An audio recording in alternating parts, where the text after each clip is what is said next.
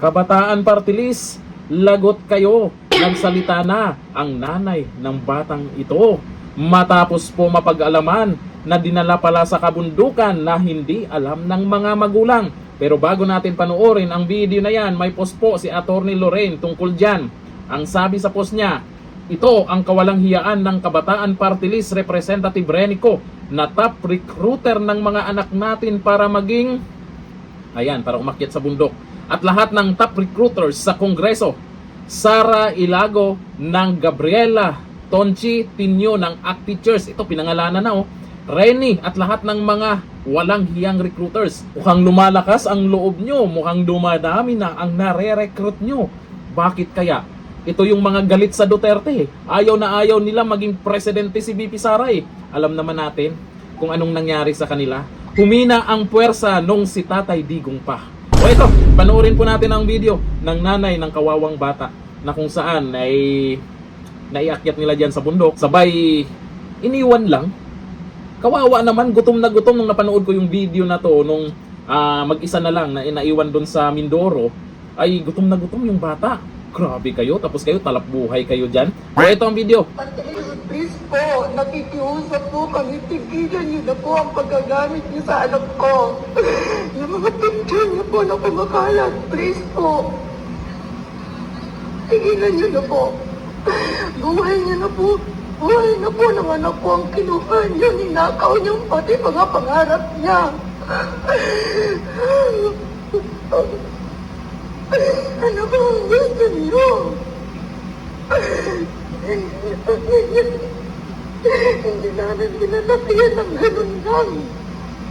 Mula kinder hanggang high school, nag-aaral ng private yan. Atin sundo yan ng tita niya. Ng mga pinsan niya kung paano namin nilalagayan. Tapos gaganunin niyo. Bakit hindi sa bundok na hindi namin pinapalakad yun ng malayo? Alam niyo may sugat ang paa niya. Ginanyan niyo. Inakit niyo sa bundok. Tapos iniwan niyo. Talis na yung kayo pa may ganang sumigaw na gustesya. Kami yung kinibihan niya ng pangarap. Kami yung binapawan niyo. Bakit ko kayo ganon?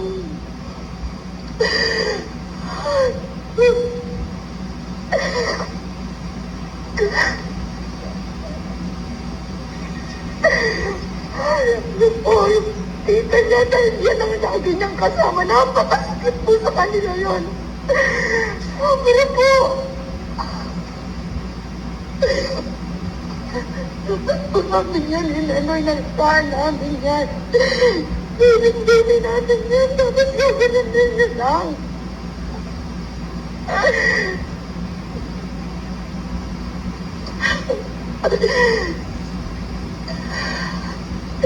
Ikaw yung leader ng kawalang yan ng party list, kabataan party list na yan.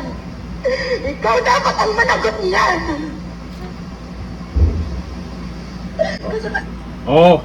Renico, nabanggit ang pangalan mo. Ikaw daw dapat ang managot na ito. Kasi bandang uli, ito nabalitaan po natin nakaraan na dyan po nakita yung batang yan sa Mindoro na iniwan malamang ng mga kasamahan. Ay nag-iingay din itong Kabataan Party List. Mukhang sila pa yung nagiging bida. Pero ito, nagsalita po ang nanay.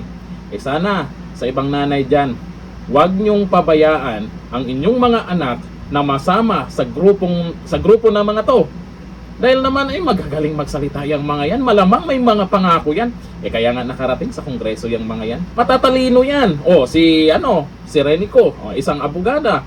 Matalino yung mga yan. Maraming mga mabulaklaking salita yan. Ngayon, sasabihin na naman nila ay fake news yan. Talagang lumakas ang puwersa talaga nila. Kaya hanggat maaari, gagawin nila ang lahat para mapa-impeach ang isang Duterte. Si VP Sara Duterte.